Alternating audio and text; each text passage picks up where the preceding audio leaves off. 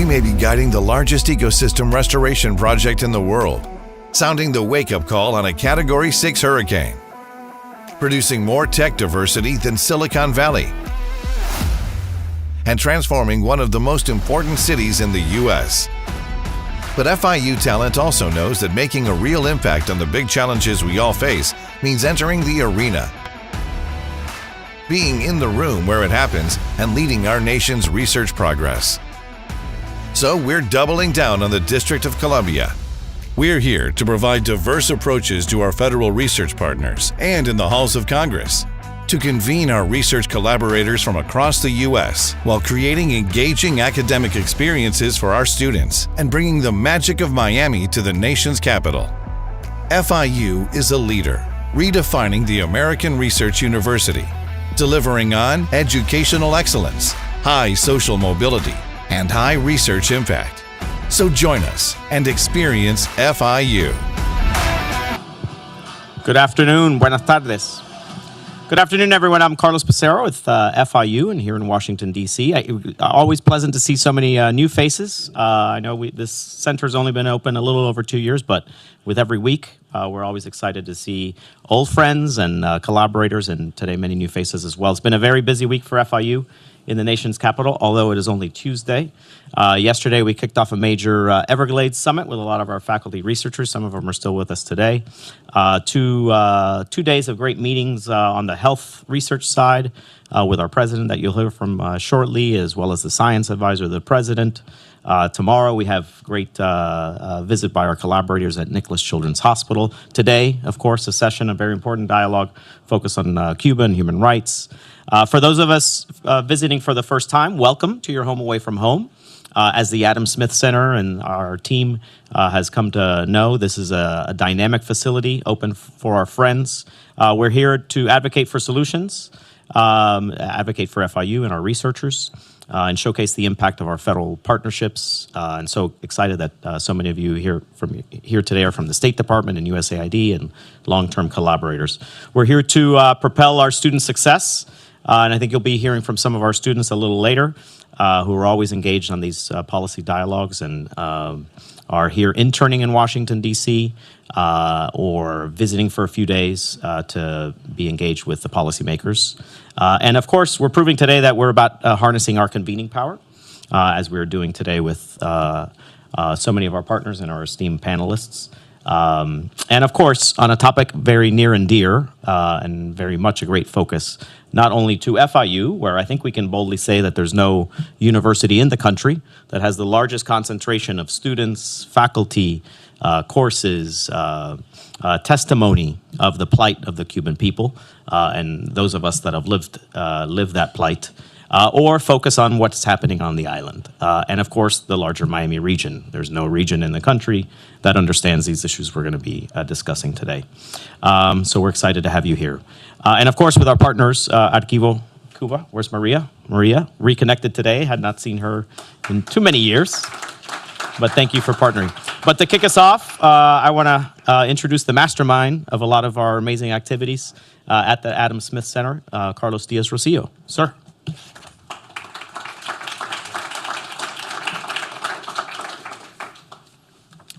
Thank you, Carlos. Madam President, thank you. As Carlos mentioned, I'm Carlos Diaz-Rosillo. I'm the founding director of the Adam Smith Center for Economic Freedom.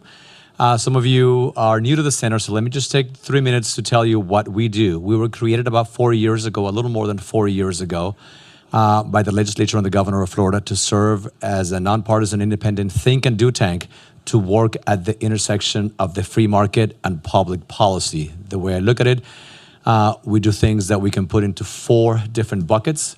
The first one is education and mentorship.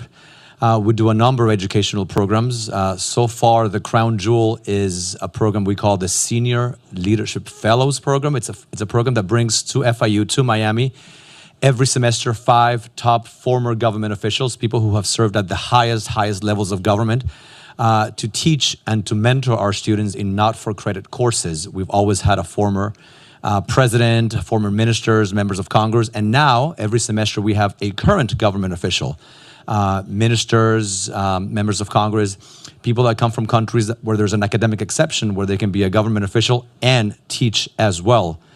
And these are not for credit offerings. We do executive education programs all over the world, and now we're in the process of the last step of getting approval for a bachelor's and a master's degree. Second, research. We promote a number of exciting research projects, objective, cutting-edge research on any number of topics, bureaucracy, risk assessments, you name it. Third, public events, just like this one, events that range from small, private roundtable discussions to the biggest one is about 1,200 people that we do in the fall. And we convene people of different perspectives to have thoughtful discussions about democracy, the free market, topics like the one we're going to discuss today. And fourth, to provide a platform where policymakers can come to us to get data and analysis. We come up with the analysis, rigorous analysis, and the policymaker, of course, makes the decision. But we want to serve as a platform where these policymakers can actually make more informed decisions. And so we're very, very excited to be hosting this event today. As our mission and vision indicate, we really care about discussing important and relevant events, such as Cuba's medical missions and the enforcement of U.S. Laws against trafficking in persons, which is why we're gathered here today, as you all know. Cuba's international medical missions have long been held up around the world as a model of humanitarianism and international cooperation. Since the 1960s, hundreds of thousands of its health workers have been deployed to dozens of countries across the globe in the wake of natural disasters and pandemics to address real or alleged shortages of medical personnel or to deliver medical services to underserved populations. However, as many of you know, beneath this model lies a darker reality.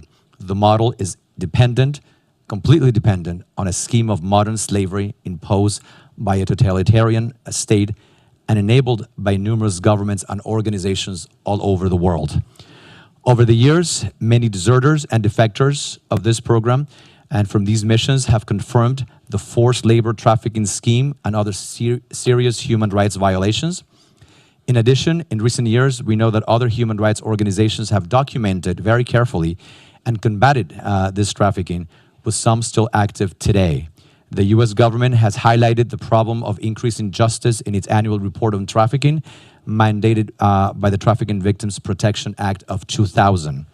And most recently, just a few months ago this year, our Secretary of State, Marco Rubio, announced the expansion of visa restrictions on government officials involved in a labor trafficking scheme from Cuba and partner countries. Since then, many governments around the world hosting medical brigades have denied that exploitation. Particularly, the nations of the Caribbean have, individually and collectively through CARICOM, complained the loudest and issued bitter statements against the United States. As we turn to today's discussion, we will hear from a panel of subject matter experts on how international norms and U.S. enforcement intersect and in addressing forced labor allegations tied to Cuba's global medical diplomacy. Thank you again for being here today. It's a real pleasure to host you. And now I am going to have the honor and the privilege of introducing FIU's 7th president, Janet Nunez. As many of you know, Janet Nunez was appointed FIU's 7th president just last week. Congratulations, Madam President.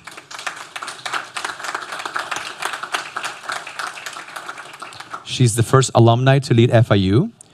President Nunez, as you know, has a distinguished career in public service, including her 6-year tenure as Florida's lieutenant governor, where she oversaw the Florida Department of Health, Florida Cybersecurity Advisory Council, and the Healthcare Innovation Council as well.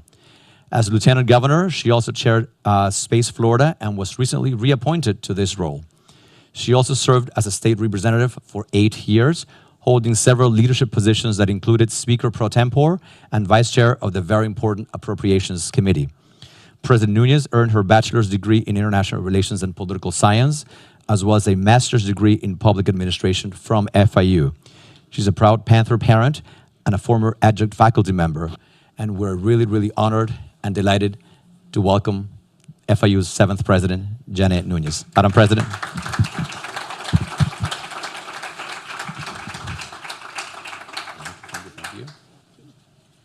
Well, good afternoon. It's an honor to be here, and I'm so proud to be amongst so many illustrious individuals, so many people that are committed to FIU, and of course, this topic in particular. Thank you, Carlos Diaz-Rosillo, for the work that you and the team at the Adam Smith Center for Economic Freedom do each and every day.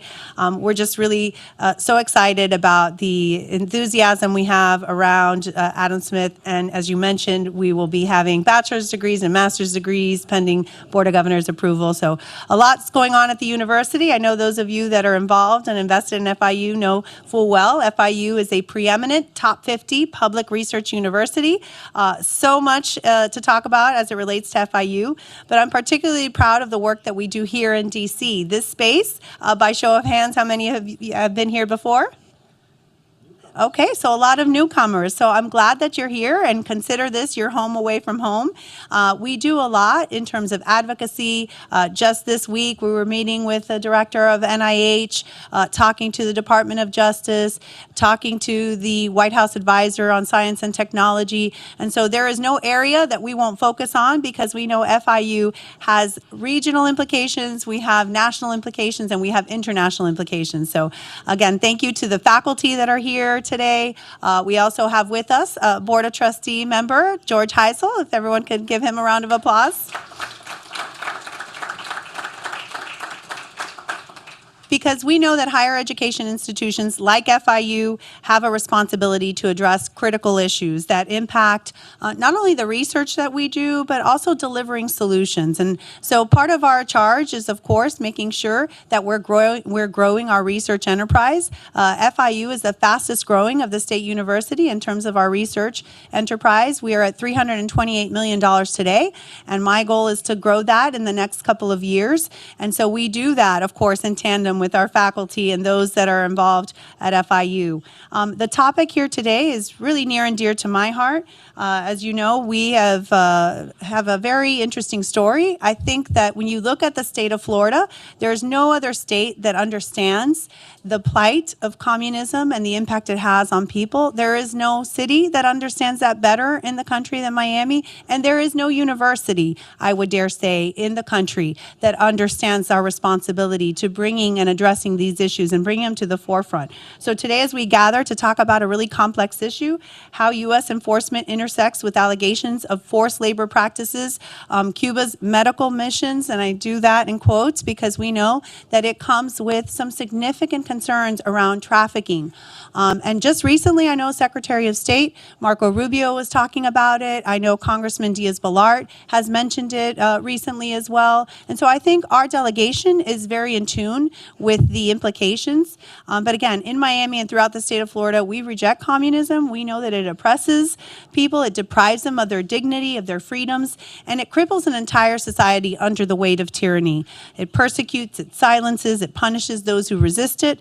And again, those that have a similar story like mine, my parents came in 1961 fleeing communism. I'm sure many of you have similar stories and you've lived that experience. And so when we see things being propped up as humanitarian, knowing full well that there is a very ugly undercurrent, I'm really proud that FIU is delving into this space, and I'm also very proud of the work that we do highlighting the importance of economic freedom, because we know that economic freedom and personal freedoms are integrally connected. I'm also proud to share that at FIU, we're establishing a center called Casa Cuba that will share the history of Cuba. It will be an academic forum, a research forum, and really talking about what we saw happen in Cuba, how it fell to a communist regime, the political persecutions. Decades later, we're still talking about it. I know Professor Gamara is in the back, and he talks about that issue often, and I know that what we've seen, the Cuban exile community, the contributions that they've made to our state, to our university, and many others that have similar stories, whether it's Venezuela, Nicaragua, or other countries. Really looking forward to the future future, what that future would look like for a free Cuba. So again, Casa Cuba will be a place where our faculty, our students, researchers, and experts can come together and engage in these important discussions. So I'm pleased to see that we're all here bringing together so many experts in public health, in law, international relations, human rights, and I want to thank organizations like Cuba Archive for their investigative work that provides invaluable data and evidence that will lead to important policy and decision making. And I think sometimes we neglect to understand that there is a whole host of organizations that FIU partners with that is providing a lot of the impetus on the analytic side, on the decision making side. And so events like this, I think, are really instrumental, not just for those of us in the community or academically that are involved in this space, but also for our students. It allows them to wrestle with these types of complex issues. That's something that FIU excels in, bringing to bear to the forefront complex issues, policy issues that they'll have to contend with. And we are training the next generation of leaders in this particular area, but across the gamut. So when you talk about our law school, our medical school, you talk about our rankings, you talk about all the areas where FIU is on the rise. It is just an exciting time to be president of a university that plays such an important role in these topics. 55,000 students, close to 340,000 alumni. The vast majority of our alums stay in the South Florida region. So we are not only training the leaders of tomorrow, we're training those that are going to be invested in our community and making sure that we are at the forefront tackling these complex issues, issues that are relevant, issues that will impact our future as a state and as a university. So again, thank you so much for the opportunity to say some welcome remarks. I look forward to working with many of you for years to come. And Carlos, great job, and I hope we have more of these types of sessions right here at our home in FIU in DC. Thank you again.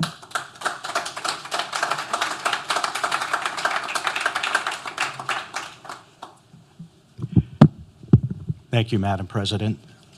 Carlos Becerra, Carlos Diaz-Rosillo, ladies and gentlemen, let me just say, Carlos, it's great to see you again, and congratulations on the great job that you've been doing with the Adam Smith Center. Get all your emails. My name is Jose Cardenas. I'm here representing the Foundation for Human Rights in Cuba, based in Miami. But we are one of a few organizations that have been doing the groundbreaking work, along with Cuba Archive, on exposing the true nature of the overseas Cuba medical missions.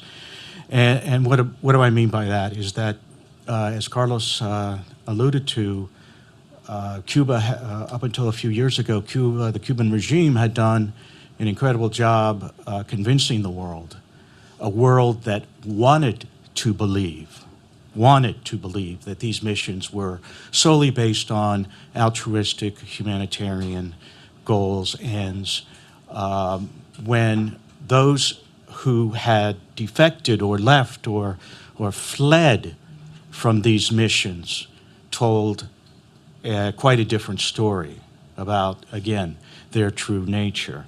And what changed in the last few years on this issue? I would have probably to point to an event in 2018 when a Cuban doctor, Ramona Matos, departed or fled the Cuban medical mission in Brazil. And again, it defies belief, but the Cuban regime went to the Brazilian authorities. At that time, it was the government of Dilma Rousseff, leftist president of Brazil. And both sides, the Cubans and the Brazilians, were looking to arrest her for leaving the Cuban medical mission. She subsequently found refuge amongst supporters of Cuba's democracy, real supporters of Cuba's freedom, in the Brazilian Congress, where she found refuge and was able to evade the authorities looking to arrest her in Brazil. She subsequently went public with her testimonies and formed the basis of a current lawsuit pending in U.S. federal court against the Pan American Health Organization, which played a role in facilitating the transfer, the human trafficking of Cubans to Brazil to perform in these medical missions. The attorney leading that class action suit is actually here with us today, Sam Dubbin from Miami. Anybody has any questions about the lawsuit and what's happening there, please talk to Sam. We have an extraordinary panel here of experts to talk about the issues inherent, the malign issues inherent in these overseas medical missions. Why does it matter? Well, if you care about human rights, if you care about human dignity, if you care about respect, human respect, then you're going to care about how Cubans are treated in these overseas medical missions. And so we don't have a lot of time, so we're going to have to go through this real quick. I'm going to introduce the panelists. We will go through them one by one, and hopefully we will have time for questions at the end. And on the topic of questions, Helen Aguirre is here in the front row. She has cards. If you would like to submit questions, please get a card from Helen, and we will do our best to get to all of the inquiries. As I said, we have a very distinguished panel. I cannot do justice to their records, their record of achievements, and their expertise in these brief introductions, but that's why we have Google. So you can look and again delve deeper into very long and impressive work that they have done. Our first speaker will be Ambassador Cindy Dyer. She's a human rights advocate, an attorney with more than 30 years of experience combating human trafficking and gender-based violence at the local, national, and international levels. Most recently, she served as U.S. Ambassador at Large to monitor and combat trafficking in persons at the State Department. Our second speaker, as we all know, Maria Werlau.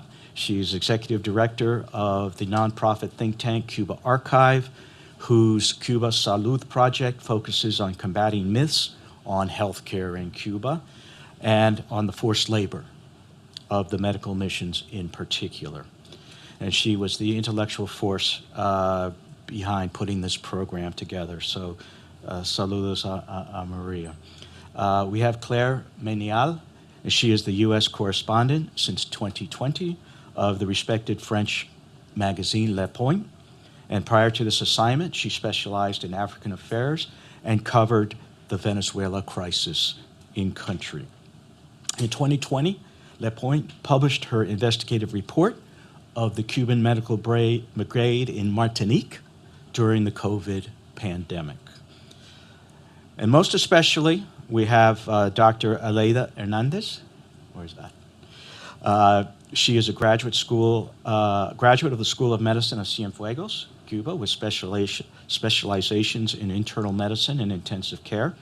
She served in her first and only Cuban international mission in 2015, Caribbean island of St. Lucia, where her husband, an orthopedic surgeon, was also in service. After a long ordeal, today they are citizens of St. Lucia and practice medicine there independently.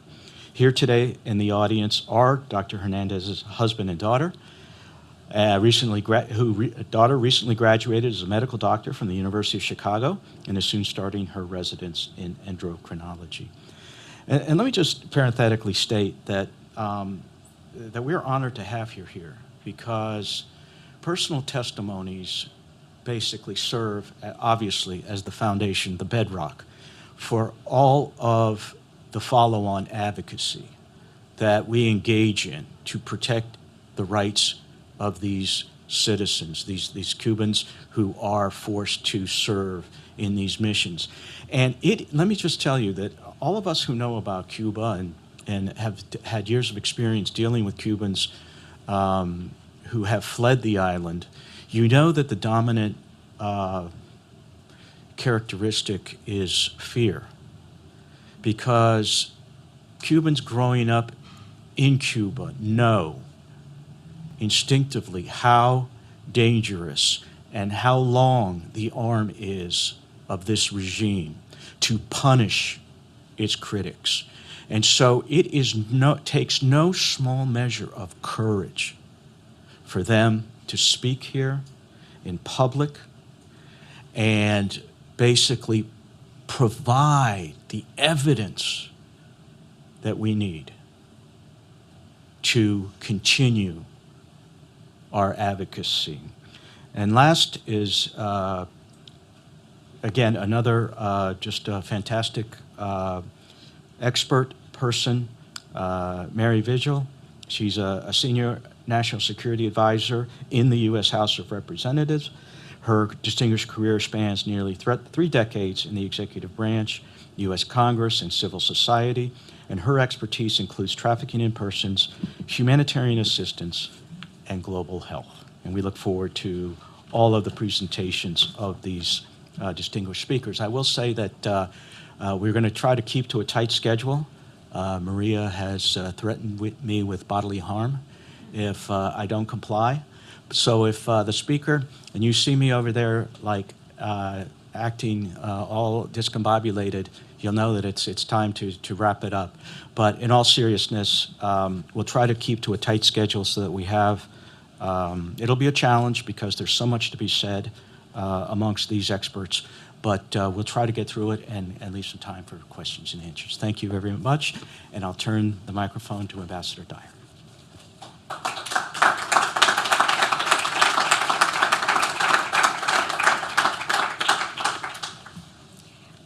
Usually I don't want to go first, but now I'm really glad I don't have to go behind Maria and the other panelists. So thank you for this benefit. I want to say that I'm going to mention briefly some of the things that the United States Department of State, and specifically the Trafficking in Persons Office, is doing to help raise awareness about this issue and to prevent it from happening in the future. But I have to give first a shout out. The only reason that I can get up here and say anything smart or thoughtful is because people have invested in me and trusted me. Chief among them, Maria Verlau, thank you for trusting me and explaining what was going on. I was a prosecutor in Dallas, Texas, who did not know about this, but I did have the good sense to listen. I want to thank the amazing civil servants at the Trafficking in Persons Office, specifically Michelle Bloom, who took the time to tell me what was going on and made me listen, even though it was not something that I knew about, and entrusted in me and took the time to educate me. And I want to especially thank the survivors of this Cuban medical mission regime that had the courage to meet with me when I was in Florida. Maria, thank you for trusting me with them. I am so grateful to them for helping me educate. I am only able to say anything smart because of those people. So thank you for that investment. I don't want you to think I want you to know it was worthwhile. One of the things that the Trafficking in Persons report does, and we have always done, is call out what Cuba is doing. And we can easily sort of say, this is what they're doing. These are the indicators of trafficking.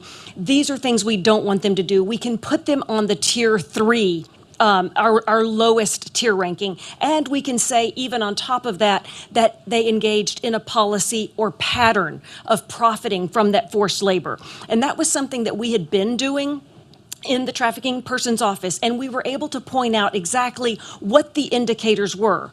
The office went beyond that and then began naming every single country that participated in this program. So calling out not only Cuba, but those complicit countries that said, maybe it's bad, but I sure do need some doctors in these unrepresented regions. And so the Trafficking in Persons Report went beyond and then began naming every country that participated, up to about 50 now that are participating. Something that the Trafficking in Persons Office did more recently, which I think is really bold, is we started recognizing that we can use all of our efforts to call countries out, but some of them are going to continue to participate in this program even though we encourage them not to. And I feel like it was an opportunity to not let perfect be the enemy of good. And this is where the survivors of this medical mission came into play, because they worked with us to actually develop recommendations for if a country is going to do what they should not do and work with this program. These are some things that you can do to help protect the people who are involved. So we have an opportunity to not only encourage them not to do it, but also to give them tools that if you are going to do it, these are some things that you can do to make the experience safer and less exploitative. Another thing that I was so proud that the office did, we have an opportunity when we do our trafficking in persons report every year. We have an introduction, which is an opportunity to raise important issues, but we also have special interest boxes. We have found that if you really want to increase awareness about an issue and increase the number of people who know about it and care about it, include it as a special interest box when we release the tip report. And the office did that for the issue of Cuban medical missions. It was a special interest box, a standalone box with lots of information in the 2024 report.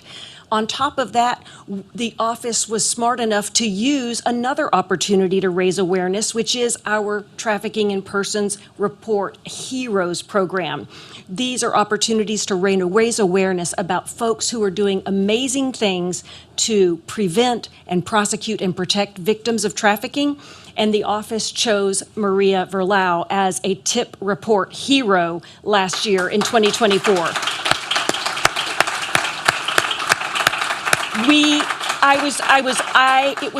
This was such an issue, that was such an example of one that I did not know about coming in, but once I learned, and I feel like this is good for us, once people learn, they will care. And so I was just so proud to be part of an office that used every tool at our disposal to try to increase awareness about the program and reduce the negative impacts to the program. And I want to give a special shout out again to those survivors who worked with us to give us a list of things. Cindy, please tell the countries this. And they were so smart. When you listen to survivors, you get information that you would not know through any other source. And so it was such an honor to work with them. I'm happy to answer questions if we have time. Thank you for allowing me to be here. Please know, since I left the office, and I'm so sad, there were like claw marks when they hauled me out down the hallway. What happened there? Oh, that's when they took the ambassador out. But I am now at the McCain Institute as their chief program officer, and let me assure you that your investment will not go to waste. We will continue to work on the issue of the Cuban medical missions. Thank you for having me.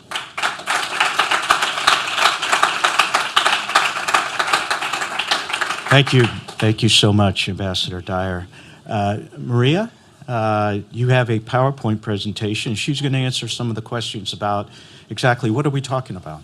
Why are we so exercised about this issue against so much resistance around the world? And as you know the facts, as you hear the facts from Maria, I think you'll know the answer. I don't want to take too many minutes thanking everybody, but I'm very thankful of especially Carlos Diaz-Rosillo, who seized the opportunity to do this event and believed in it and has supported Cuba Archive and this work so much. To Frank Zimmerman, of course, Helen Aguirre, Atilda Alvarido, and of course to our host, Carlos Becerra, to our moderator, to our presenters. It couldn't be a better panel. Thanks for the support, and to all of you for being here. It's very difficult to describe a very complex and historic program in 15 minutes, but I'm going to try, and I'm using a PowerPoint that I've used in other things that we're not going to just view very in detail, but I'm going to try to do this for the first time ever. Let's see if this works. I'm supposed to find the button. There we go. So why is Cuba's health diplomacy so important? Because it's not just that it's covering certain needs around the world. It's not just that it's the main source of official revenues of the Cuban government or the Cuban states, but it's a brand that has enormous value because it's economical. Thank you. Because of the business of humanitarianism, which is what I titled my first paper in 2010 about this. But it gives the Cuban regime endless resources for propaganda and disinformation, political leverage, including votes at the UN and other international organizations, and it helps to infiltrate spies in the destination countries, recruit agents, and advance Cuba's agendas. There we go. It's part of a larger business. Cuba has, in 2021, the last time that they published this, after I published it, it disappeared from the internet, 327 state enterprises. So I talked to a sailor about 2 weeks ago, and he said, please remember us. It's not just the doctors. It's teachers, it's scientists, it's Marines, it's a lot of people, musicians that have been sold as commodities that under contracts for 2-3 years, confidential or secret agreements with governments and corporations. This is going on with private corporations too. It's a long story, let's not get into it, but officially Cuba says it started its mission in 1963 with the 56 health workers that went to Algeria as part of a military mission. There was a political, very strong geostrategic interest in these, and that was the case in the 60s, 70s. Then in the 90s, it expands to more civilian locations, and we see that especially in this hemisphere. The big boom was in 2003 when Cuba signs their first collaboration agreement in health, education, social missions in Venezuela, and that was huge because Cuba was paying a lot of money per person. And then it's a huge expansion into Ecuador, Bolivia, and the ALBA countries. In 2010, it had become so big. And by that time, looking at Cuba's statistics, it was already reported officially as a first source of revenue that they had to concede that Cuba was getting payment. For until then, it was a secret that Cuba was paid for most of these missions. So they went from proletarian internationalists to what they call them now collaborators. It's funny how they play with the language with Cuba. Okay, it also includes collaboration in education and health, but we're not going to get into that because we won't have time. But I do want to say this is a very important element because a lot of the students that Cuba trains with scholarships that Cuba says the government is giving, but I have been led to believe by some evidence that international organizations and the governments that send these students are paying for most of this money. But these people then go back to their countries and form interest groups to push for brigades, for the propaganda for Cuba. So that's a very important element of this. We won't have time to go through this table, but we have Cuba Archive. If you go to our Cuba Salud program, a lot of this information is in their tables, a lot of reports and publications that you can look at. But this is a table that, in the last time that I was able to find Cuba reporting on how many people on each mission was in 2008. And then we keep tabs, it's very, it takes a lot of work to do this, so we can't say that these numbers are correct, but they kind of match what Cuba is saying in terms of the numbers. So you have that the biggest missions are Algeria, Angola, Mexico, of course, Venezuela still, and in this hemisphere, Jamaica is very big, of course, Jamaica. They have in Italy a brigade of more than 400 that gets a lot of propaganda. They use that a lot. Qatar has a mission of more than 1,000, and we could go.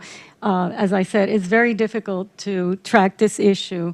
And I do want to warn you that every data that I have pulled since 2009 that I started looking at this to today is full of problems. There's contradictions, sometimes the same week. One minister says one thing and the other, then it's very hard to get the data and to be official. But so we're using a lot of their data, the Cuban government data, which doesn't mean that it's correct.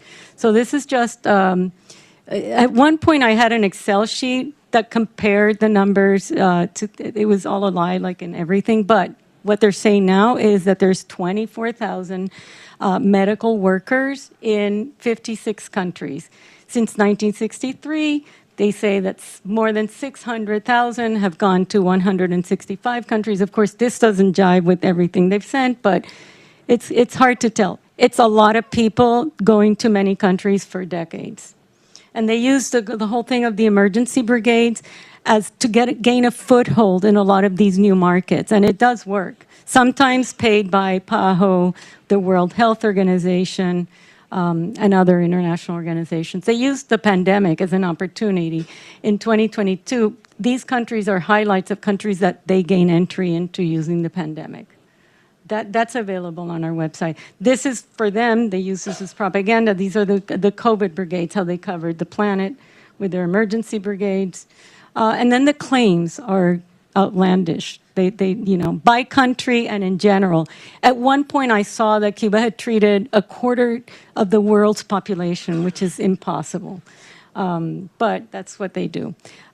In 2018, they started to publish in the ONE, the Office of International Statistics, the numbers for health and social services. This is what Cuba reports they're getting in revenues. So if you see, there's a decline.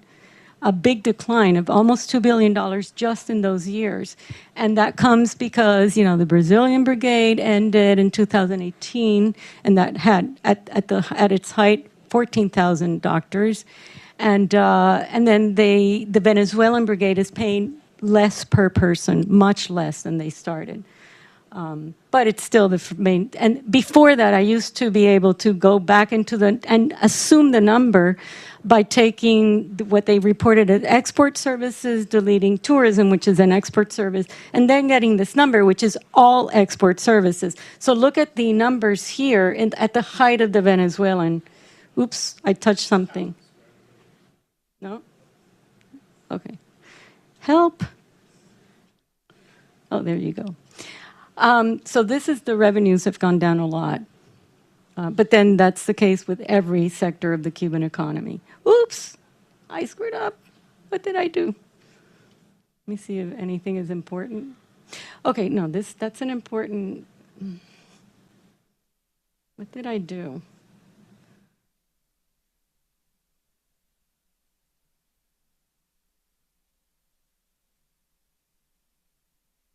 Sorry. Okay. I'll try not to do that again. Cuba's partners, normally these are government-to-government bilateral agreements. Sometimes you have a third party, like they said, PAHO in Brazil. There's a triangulation, the World Health Organization during the Ebola epidemic. And then you have a lot of governments that have funded, for example, the Haiti Brigade. Even USAID, I understand, funded part of the Haiti Brigade. I hope not today, but it did happen.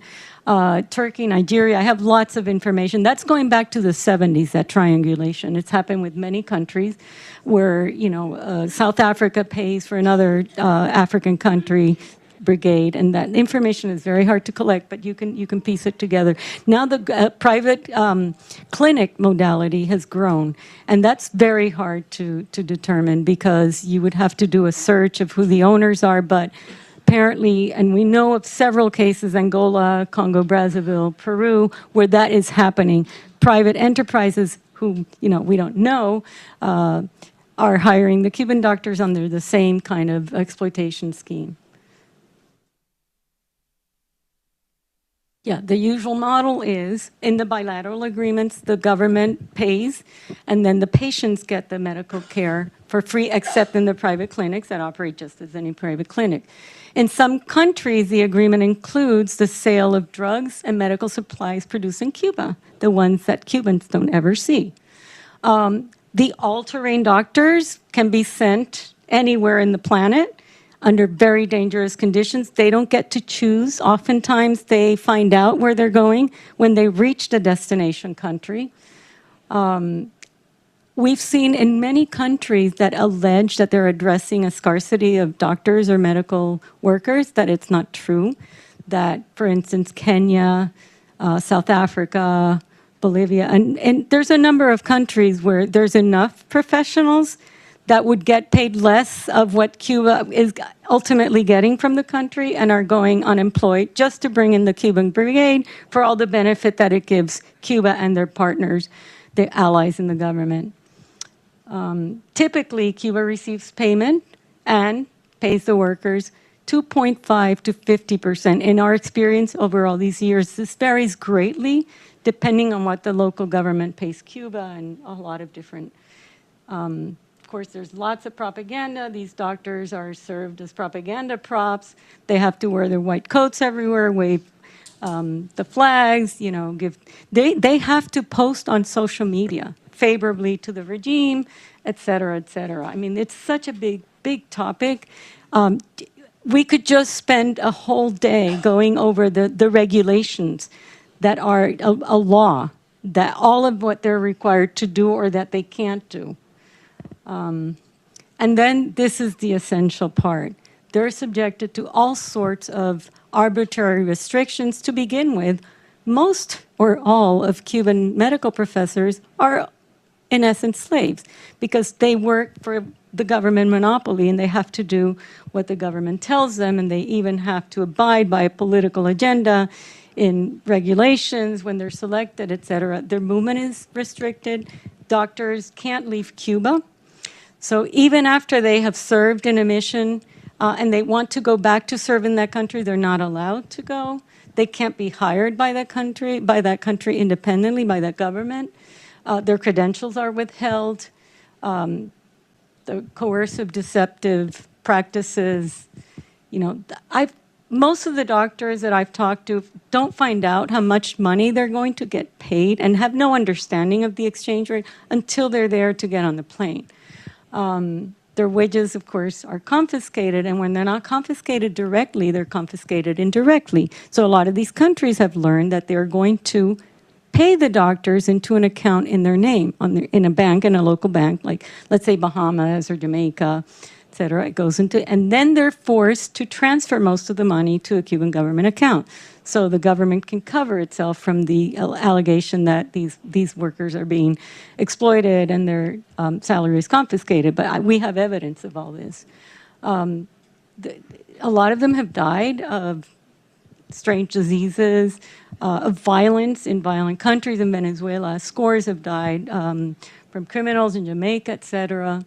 I've talked to several doctors who've told me that they have been sent in a certain specialization, and then they don't have the training for that. So that causes a lot of anguish, as well as a liability to these people.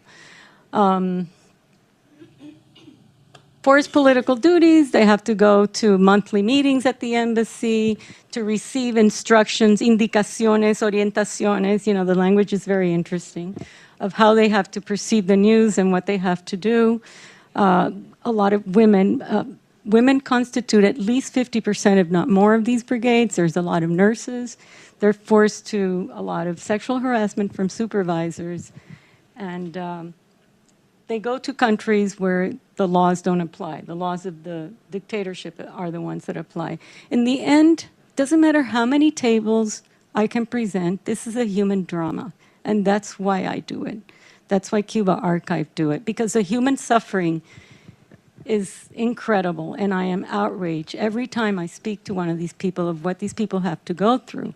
So this argument that, oh, but they're helping undeserved population that have never seen a doctor, yes, they are, but guess what? Slavery's over, and these people are human beings. And then you'll see also the consequences for these people. We're not going to go into this. These are just examples over the years of the confiscation rate, of how much Cuba is paying the doctor, how much the doctor is getting. It's too complex to get into, but this is Qatar in 2019.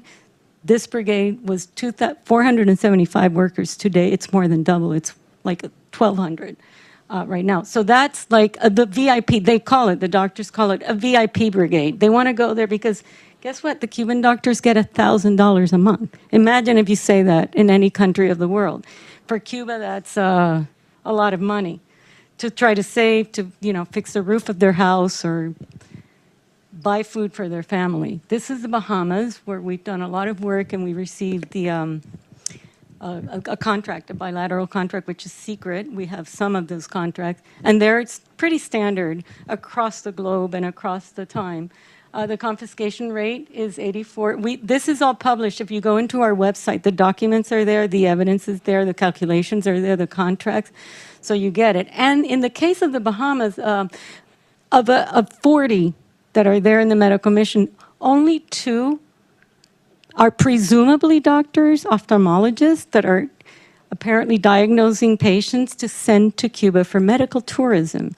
And there's 3 nurses. The rest of the brigade are biomedical engineers who just push beds and are getting $90,000 from the Bahamian government. Cuba is not the biomedical engineers.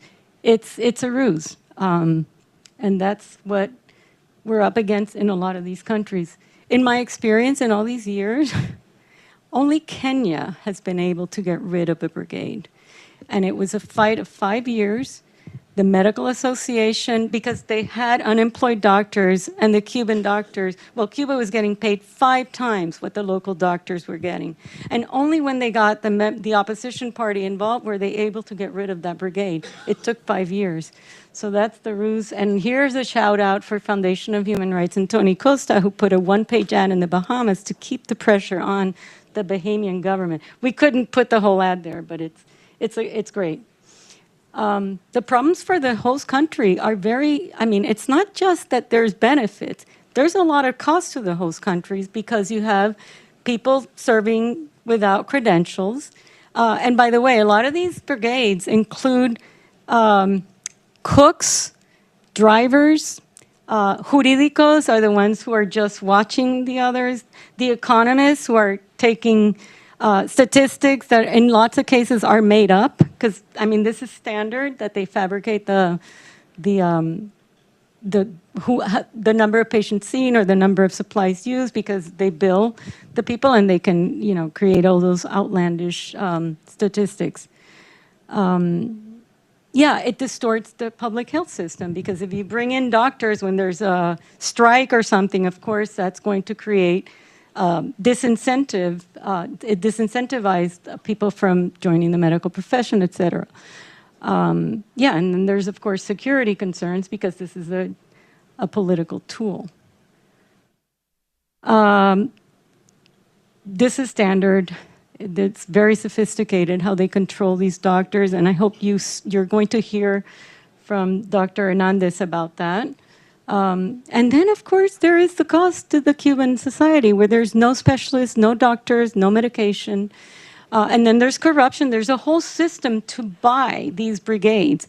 And you have to go to Venezuela first, to the jungle or whatever, so that you can go to Qatar or Saudi Arabia. And you have to, I have to wrap it up. And I told Jose to come down with the sable. So let's just go quickly. Oh, this is the most important slide. Cuba says that they're using the money from these brigades to put it into the public health system. Well, guess what? These are Cuba's statistics. It's there. The tables are on our website. This is how much Cuba is investing of the service exports. And this is just because they've inflated the numbers with probably money laundering that came into the country. It makes no sense. These are their own statistics. Percentage investment in health of the state investment. And I'll just leave it there. There's more slides, but I will spare you. I'm sure we're going to have a great panel, and thank you so much.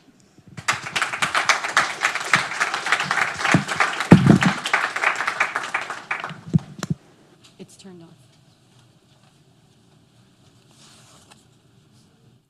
Are we going to move the chairs?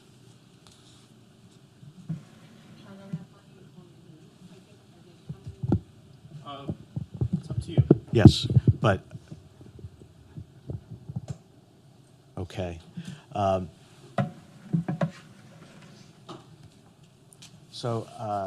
Thank you, Maria. And I can see from that PowerPoint that there's certainly a lot more information that you have compiled. And is that PowerPoint available on your on the website? Yeah. Because I think that's I would encourage everybody to spend some time reviewing the entirety of that that amazing presentation. So thank you, Maria. Now we're going to move on to Claire Menial. And, uh-oh. I'm going to use this. Okay.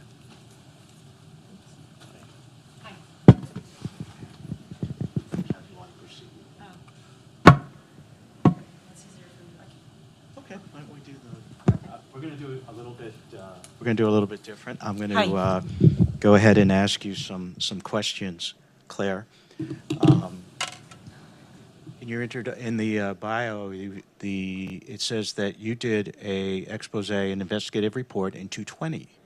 Yes. Which is kind of interesting because of the issue was not as hot as it is now. What was the impetus for your decision or your editor's decision to look very much my decision. Okay. So, no, I had Better. been covering Venezuela from, I think the first time I went was in 2002, and then I went around Chavez's death, Maduro's first election, Maduro's second election. I covered questions of migration to Aruba and Curaçao, to Brazil, went for Guaido again, and of course the question of Cuban doctors was very prominent in Venezuela, and you could see it was completely political. Like when you went to the, what they call the ranchos, the difficult areas around Caracas, it was very well known that people who voted right would get treatment as opposed to other people. And then I was in Bolivia during the crisis in November 2019, yeah, where obviously also there were Cuban doctors there. And so I had been working on that issue from Brazil, because after the end of Mission Mais Médicos, which was the Brazilian version of the program, a lot of doctors stayed in Brazil. So I had interviewed a lot of them. I interviewed some of them in Spain too, and in Florida. So I had always been following that issue. And then when I learned that 15 of them were being sent to France, I thought that was an important thing to cover, and I realized no one really understood what was behind those missions in Europe. They had already been sent to Italy and Andorra in Europe, but France, I thought I would want to see how it worked, because as you know, we have pretty strict labor laws. The French are pretty notorious for protesting on the streets when those laws are not respected. So I was curious to see how it would work out. And so you went to Martinique during COVID. Yes. What were the main conclusions, the takeaways that you observed there in Martinique with the Cuban Medical Brigade? You were able to speak with them, correct? Yes, it took me quite a while because, as Maria said, they're supposed to not have contact with anyone, especially not a journalist who went to their hotel to try to see what they do, when they have breakfast, who they have breakfast with, if they're allowed to move around freely. So it took a while. The context was that Cuba lost a lot of money because of COVID, because they didn't have tourists. And the COVID crisis was a great opportunity for them to send doctors to areas where they didn't before. Martinique is in the Caribbean. It's pretty isolated because it's a French-speaking island in the Caribbean, and it's usually not seen as a very friendly environment for work by French doctors, so it has the lowest density of doctors per inhabitant in France.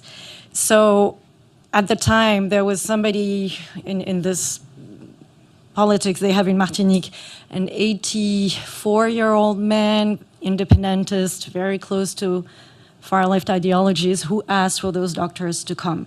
And initially, doctors in hospitals were very happy to receive this aid because, they were understaffed. They were pretty surprised to realize that those were very kind doctors. They were generally seen as being very nice to patients. Literally, they told me they're really good GPs.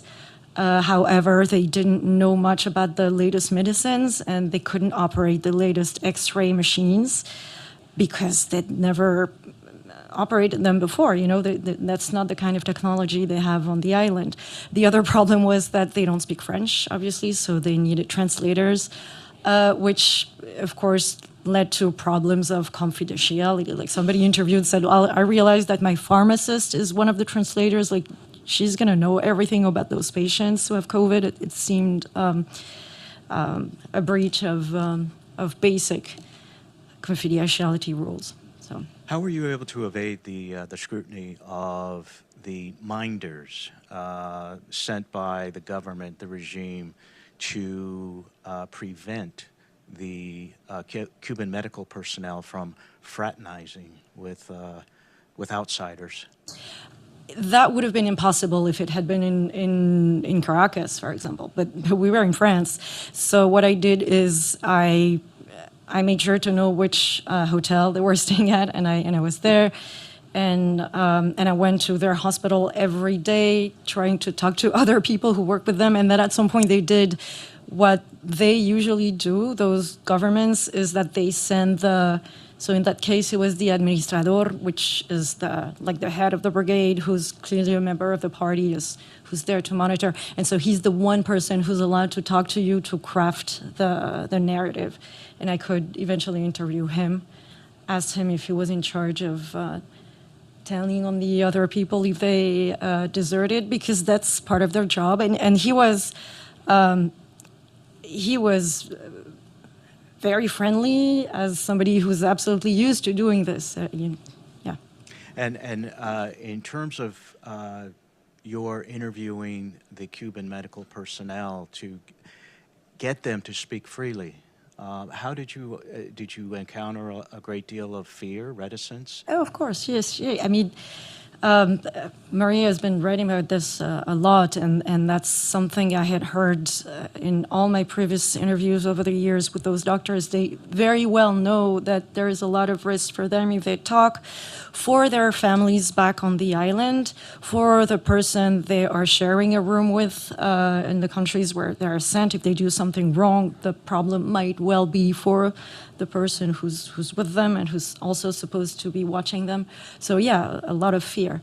And also on what they do, and that is not something I heard in France, but for example, people I interviewed who used to work in Bolivia or in Venezuela, something that was told before, all the numbers are wrong because they are given objectives that are absolutely not realistic, and so they lie about the number of patients they see per day. I remember a doctor telling me that she was making up patients. That was in a small town in Bolivia, where she was. I mean, the anecdote is that she was supposed to write on the wall the number of patients she had seen per month, and one day the mayor, who she had become friends, was like, this is more than the number of inhabitants we have. This just, and she was like, please don't say anything because I'm going to get into real trouble back home. But so for what was said about the numbers, it's absolutely impossible to know. Obviously, in France, they were supervised. Like all the French doctors I interviewed were like, well, I'm not going to leave them alone with a patient. First, they don't understand the language. Second, I don't really know their credentials and what they can actually do. What are we going to do if we're sued on this? So it was a different problematics. And if you were able to talk to the personnel and get them to speak freely, and they spoke about the conditions in which they operated, what was your main takeaway in speaking with them? You can never have a totally free conversation. That is, I'm not naive enough, so they thought it's beautiful, that people in Martinique were kind, that the food was good, that the view was beautiful. They were in a nice hotel. But, they were paid at the time 23 euros per day. Minimum wage in a hospital in France at the time, this is 2020, was 1,000 euro per month, but that would be for someone who cleans the floor, probably. Someone who's a radiologist would be paid 10,000 euros before tax. That is not, if those are really, really good doctors, there is no way you're going to pay them that. So it was interesting to see how union leaders also were really incensed, saying, it's one or two things. Either they're really exceptional and we pay them the price that we would pay a regular doctor, or if we pay them 23 euros a day, then, it means they're not that good. They can't be. And final question, Claire. What was the reaction to your article, either in Martinique or France? So Twitter is not a kind place, as some of you know. It was one of the stories that got me the most insults. It's interesting. I think it's one of the totems still in Europe. The propaganda has been really good at making people think. Some countries send bombs, we send doctors. That's Castro crafted that sentence, Maria, and I'm not sure really how it was phrased, but it's something like that.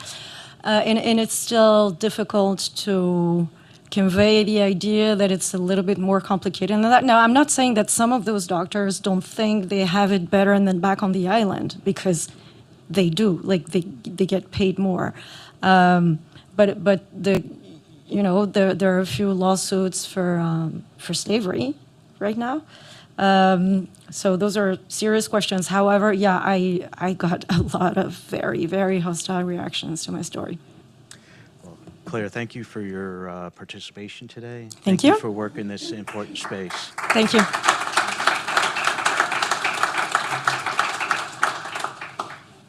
And now we will have Dr. Hernandez.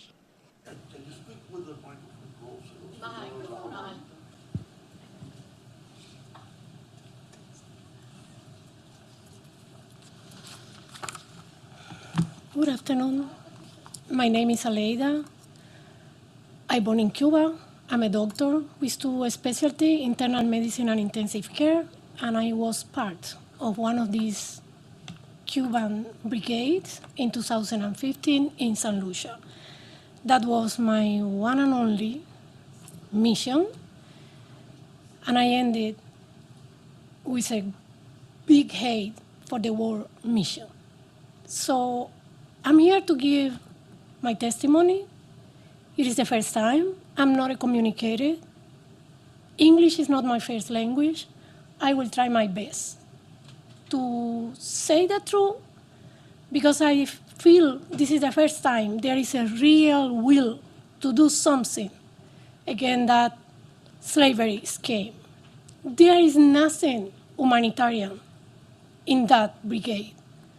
There is nothing good for Cubans, and there is nothing good for the people of the country who receive the doctors. I know these are going to be very hard. Part of my family is here with me. My husband was also part of the same brigade. My daughter is here. She's really free. She ended medicine here in the United States, in Chicago. So at the end, all the sacrifice pay off. And with that, I feel happy. There is a few things I need to say at the beginning, because I don't want no one here to forget.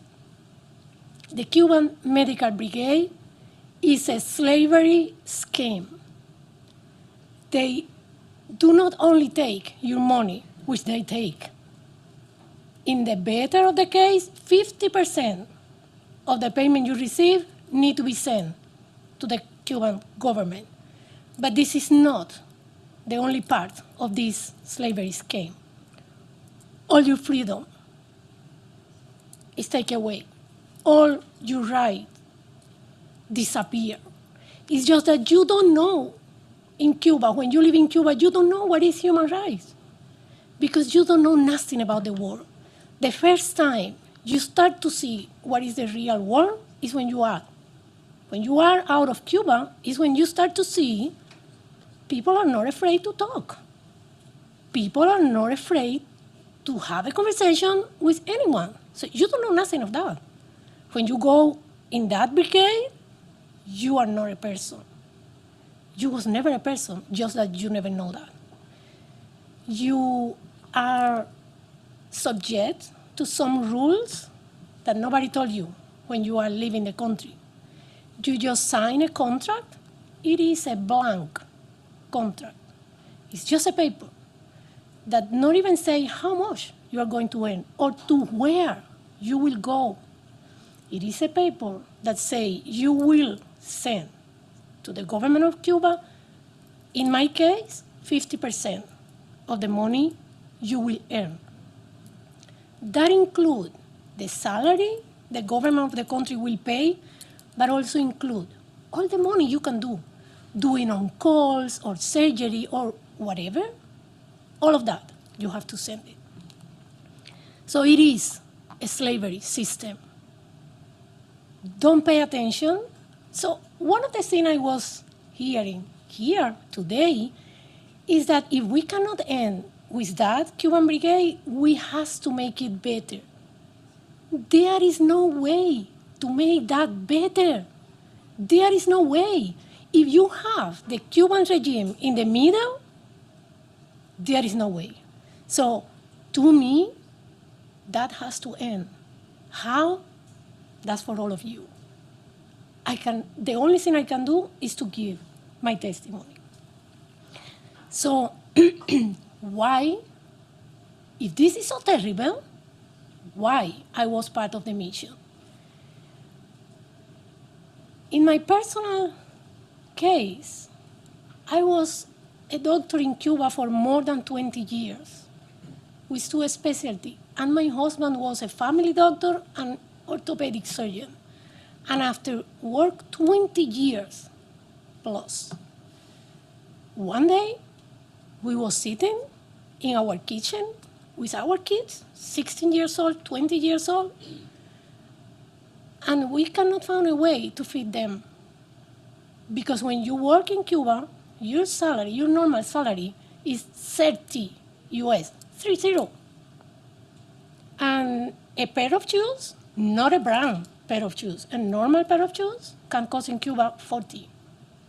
A passport usually costs 100. So how we live?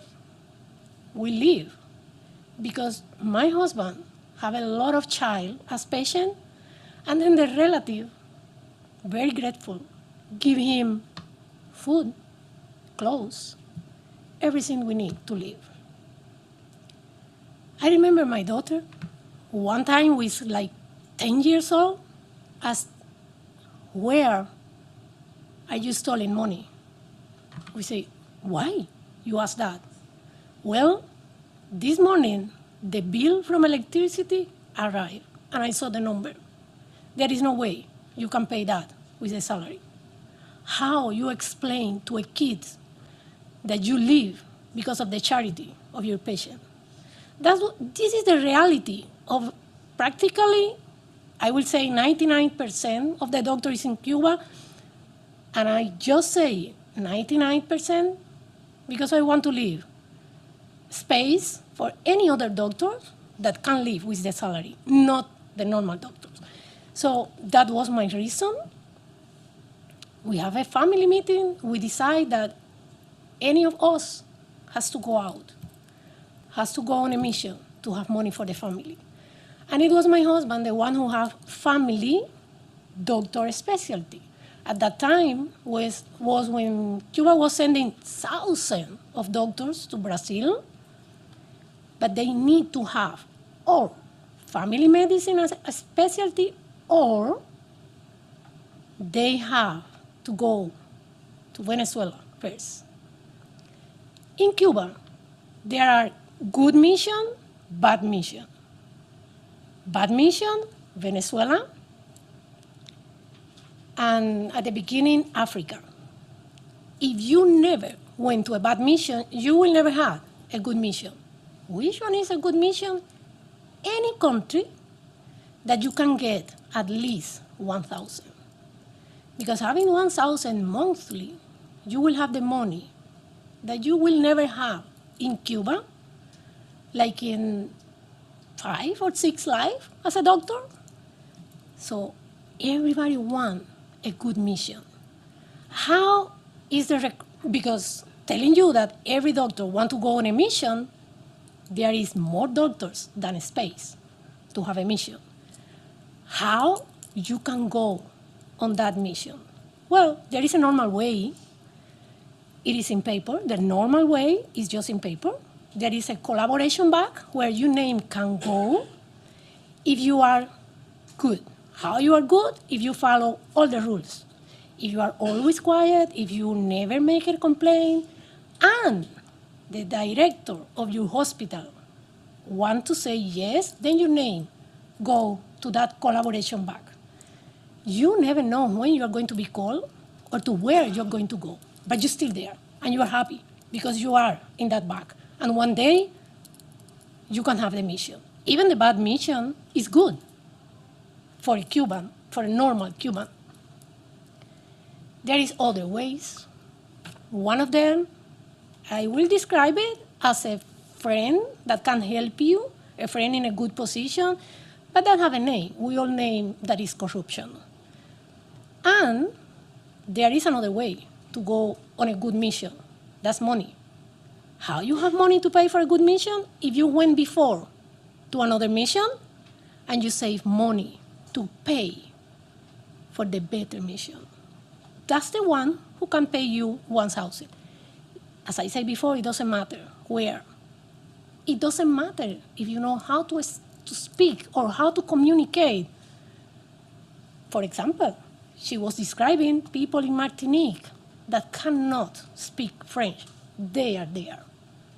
It doesn't matter because they are not individuals. They are not humans. They are the way for the Cuban regime to get money. So, in St. Lucia, and I will say almost in the entire Caribbean, there is same scheme. The country asks for a number of doctors. That number usually is fixed. For example, 100. Cannot be more, should not be less. Cannot be more because the country do not pay that salary. It's usually PAHO or who. Always saying that need to be Cubans. So there is a triangulation in the contract. In the money, no triangulation. I was following the news when Marco Rubio say that they are fighting to get direct payment for the doctors. Believe me, that solves nothing. That solves nothing. In St. Lucia, in my case, the government make a deposit in a personal account of 2,000 US. It is in your account. It's not your money. You know, you have to go to the same bank to make a personal deposit from your account to the Cuban Medical Brigade account. If you don't do that monthly, immediately, your mission is suspended. It was my case. I was only 3 months in the brigade. I start to make questions. I start to ask for the contract because you don't have a contract. You really don't know what is your right. So as soon as you start to make questions, they found a way. I have 3 months in the mission. I have 4 disciplinary process for different reasons. Imagine that one reason can be that you have an email account to send your documents. You are not allowed to do that. In the rules that you don't know that rule exists, but when you arrive to the country, they make a meeting in the brigade, and the new person who arrives has to sign the ethic rules in the brigade.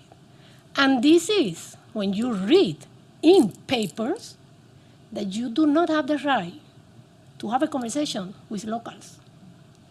You do not have the right to go after 6 o'clock to any place. The only place you can go is to your hospital. You do not, if you have a friend outside of the brigade, let's say a patient. You saw a patient, he's a good person, and the patient invite you to have a lunch. You cannot go. You have to ask permission to the boss of the mission. And if he say no, it's no. If he say yes, but I have to go, then you are in a worse position because you have to ask to a person to invite the boss. So you are never free. And then again, you will find person saying, yeah, but you go to the hospital every day. Why you don't just talk to anyone at the hospital? The question is, to who? Because you are constantly being under surveillance. You never know who is the person working with you. When you go on a mission, on a brigade, there is people from different parts of Cuba. You are not allowed to go with your family. So you never talk to anyone. In San Lucia, to me, it's a particular situation because Cuba has been giving a scholarship to San Lucia for more than 20 years. And San Lucia have a population of 200,000 people. How many of these 200,000 people study for free in Cuba? How many families know or have a member who study for free in Cuba? So what they know about Cuba is that Cuba is a paradise where you have education, health for free. Now, I cannot explain here how was our process to be free. Because it was long, it was very hard and very complicated. But I can tell you that if you are in a mission and your family, your kids, still in Cuba, you don't even need a person giving you instructions. You will do whatever you have to do to keep them safe, to keep them well-feeding with the money you are sending. So it is a perfect system to keep people controlled. Why I can talk now? Well, now I am San Lucian citizen, and I can talk. Even now, I'm afraid, because Cuba have a large Cuban embassy, and I know they can do a lot with the medical council, with the medical association. I know that probably will be very hard for us. Anyway, we will return. I know not everything can be said. I'm here to answer any question people have about Cuban mission. But I want to put two important things. It is slavery. It is. And there is no way to make that better. That needs to be ended. And Cubans cannot end it. We cannot end it by ourselves. We need help. And that's why I'm here, waiting for your help.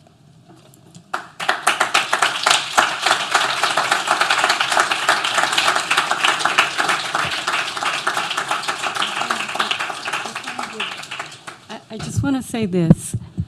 Today, the monthly salary of the highest paid Cuban specialist doctor is $17 a month. Let's put that into perspective.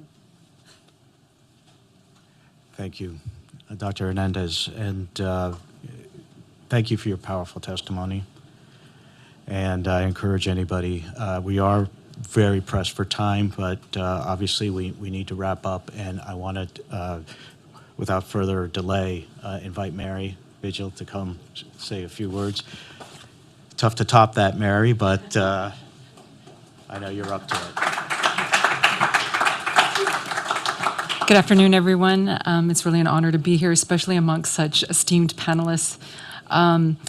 You know, as I was sitting there, I was just thinking about how back in my home undergraduate university, how actually Cuba did target American students. I don't know how many of you all know that. Probably all of you might know that.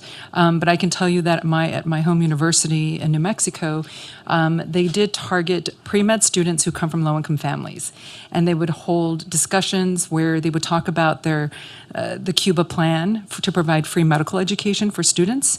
And of course, that seemed very appealing to a lot of students, especially if they come from low-income families, first generation, and trying to serve the underserved populations. And so it did garner a lot of attention from students to attend it.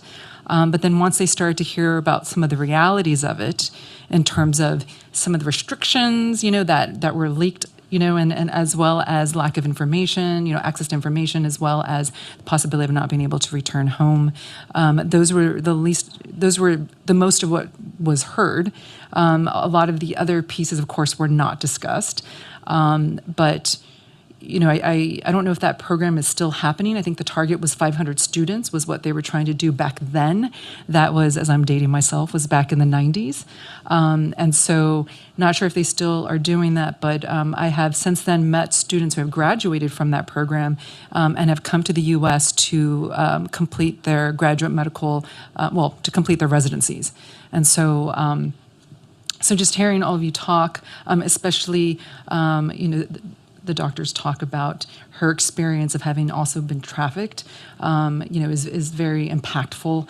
And thank you for sharing that. So I, right now, currently work with Congressman Chris Smith, whom many of you may very well know. He is a longtime leader on human rights issues, and particularly on human trafficking. As we all know, he's been in Congress for 45 years, believe it or not. And he has been a longtime advocate on human rights issues in Cuba, starting all the way back in 1996 with the Helms-Burton Act, to also authoring the Trafficking Victims Protection Act. So a lot of his approach to human rights is looking at this from the perspective of how we need to be honest about what's happening in the world, call it for what it actually is, and name it for what it is, and then actually act on it. Not involving politics or these other issues, but rather just calling it for what it is and then acting on it and holding perpetrators accountable. And so in that, he has been a moral leader in Congress in that regard. And with regards to Cuba, he has consistently insisted that U.S. policy toward Cuba be rooted not in false hope or wishful thinking, but in hard truths. That the Cuban regime is authoritarian, it's abusive, and it's unrepentant, period. And the fact that it is 90 miles away from American shore also puts us at a threat for U.S. national security. And so, we are very hopeful and are very grateful that we do have some really powerful advocates that are in good leadership roles right now, like, as we know, Secretary Rubio, strong advocate in this area, as well as and Congressman Mario Diaz-Balart, many others, and of course Congressman Smith, who will continue to fight for these issues. Now, one of the things I do want to highlight too, as they are 90 miles away from shore, you all know that they have been increasing their partnerships with other not so friendly folks, such as the CCP, the Chinese Communist Party, and also their People's Liberation Army. So that does put us in threat. So not only us being able to call out the human rights abuses, because as we know, that is a clear indication of the status of democracy in a nation or lack thereof, but it's also an indicator of many other things coming down the road.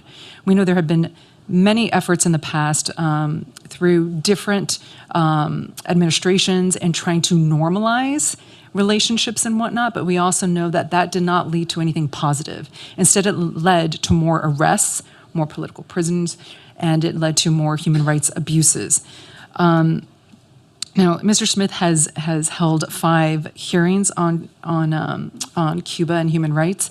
Last year, when he held his hearing in 2024, we're very happy to have Maria Werlau be one of our witnesses, as well as former chairwoman Ileana Ros-Lehtinen. And we did talk about these issues, and we're very grateful that Maria was able to talk about this particular issue of trafficking of medical professionals, and what we now kind of like to talk about it as Cuba's trafficking diplomacy, not being anything of humanitarian assistance at all, and not really true diplomacy.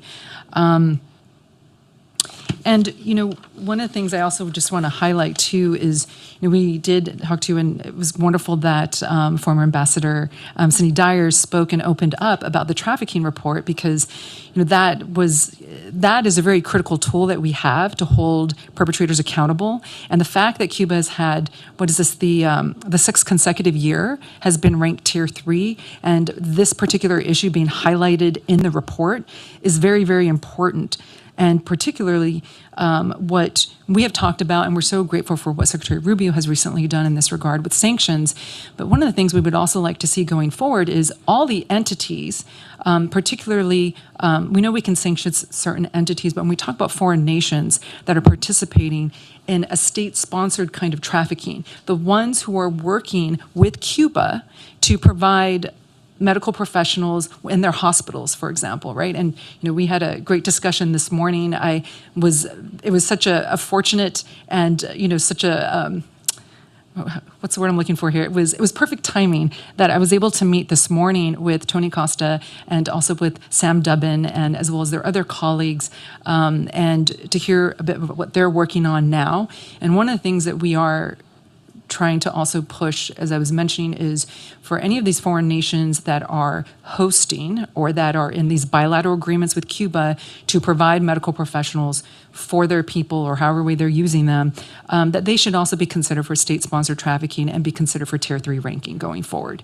So I do just want to flag that. The other piece too is as we look at the human rights record in Cuba, with this being a particular one, and everything that it does from censorship to just arresting their own political prisoners, and religious freedom, persecution, and the list goes on, censorship, et cetera, that this is another item on their list of human rights issues.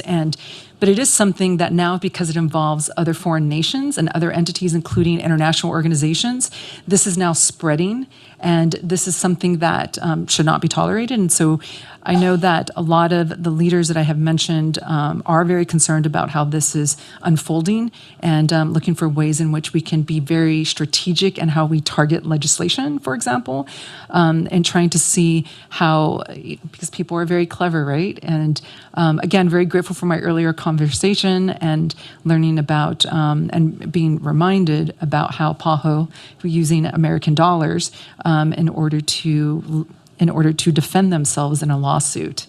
And so that, of course, should not be happening.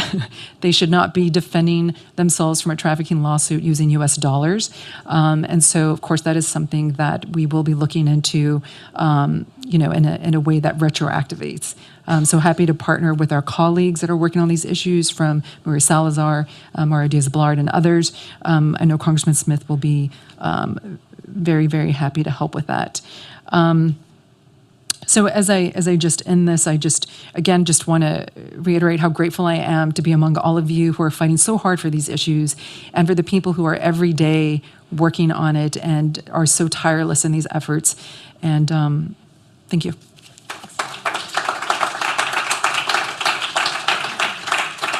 Ladies and gentlemen, we are about 13 minutes over schedule, so I regret we are not going to have time for questions and answers, but our speakers will be around, I hope, a little bit, and as we can also step outside with a small reception. But I want to thank FIU. My goodness, we could go on and on this topic, especially with our esteemed presenters today, at least another couple of hours.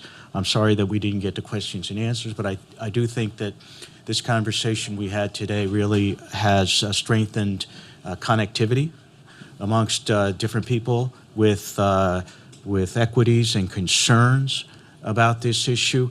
Let me just end with this, is that I was going to ask Dr. Hernandez what she would say to a Caribbean leader that has criticized the statements or the policies of the U.S. State Department or Secretary Rubio about somehow their entitlement to hire Cuban workers under these conditions. But I have my own answer to that, and I would ask them, would they ever tolerate their citizens being treated in such a manner as foreign guest workers abroad? I wonder if they would, obviously, how they would respond to that. Then why are Cubans treated different? And yes, we do know that there are underserved communities around the world. It's a human tragedy. There's no question about it. But at what cost do we try to ameliorate that situation? At the cost of dehumanizing Cubans, Cuban citizens, as Maria's PowerPoint showed, a process of, again, just utter lack of respect for human dignity, human rights. Is that the cost? Is that the cost? The price we want to pay? And I don't think so. If these governments have the money to hire, to pay Cuba, one wants to know, why don't they hire medical personnel directly?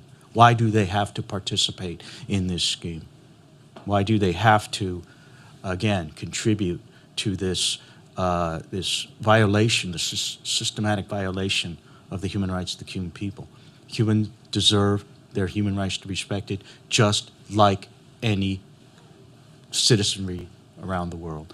So I want to thank FIU, thank the Adam Smith Center, thank Maria Werlau, our wonderful presenters, and let's keep the conversation going. This issue is not going away, and it's going to take all of us, those of us who care deeply about freedom, about human dignity, human rights, to keep at this and rectify this intolerable situation. Thank you very much.